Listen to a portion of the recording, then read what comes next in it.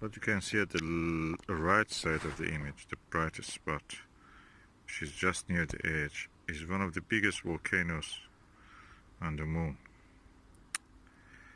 And that volcano, it took so long to identify it as a volcano. This is a, you can see this is something like Iceland.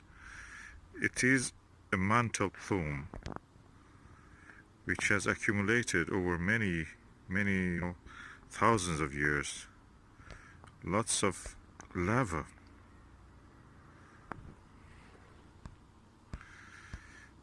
What you see here is Herodotus crater. Then that curly line is called Cobra's head, is actually a lava tube. And the bright crater was, I think, Eratosthenes. Or Aristarchus. Yeah, Aristarchus, I think. Yeah, that was it.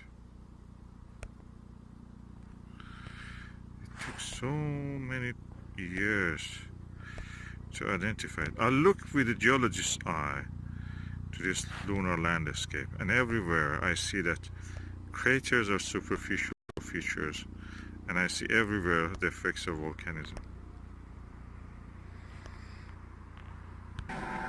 Like what you see now also beside, this is part of the Alpine mountain. This is Iridium Bay, the crater is there, and I can see some volcanic dome exactly on two parallel fault lines. There's a graben.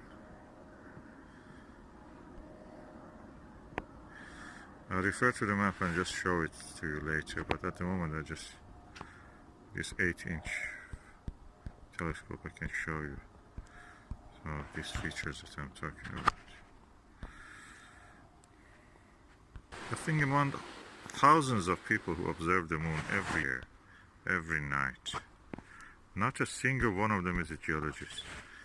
They don't know what they're looking at.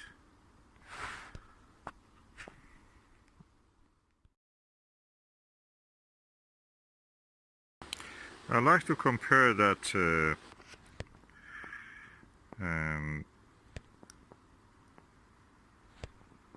volcanic structure that I showed you, and I'm zooming on it now. Compare it to Olympus, Mons Olympus on the Mars. A complete volcanic dome, volcanic shield.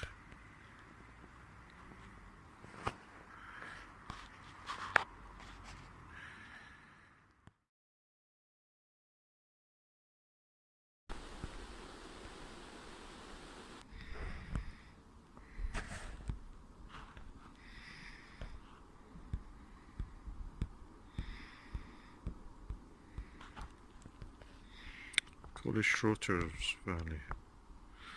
Probably we should call it Schroter's Volcano, Shield Volcano.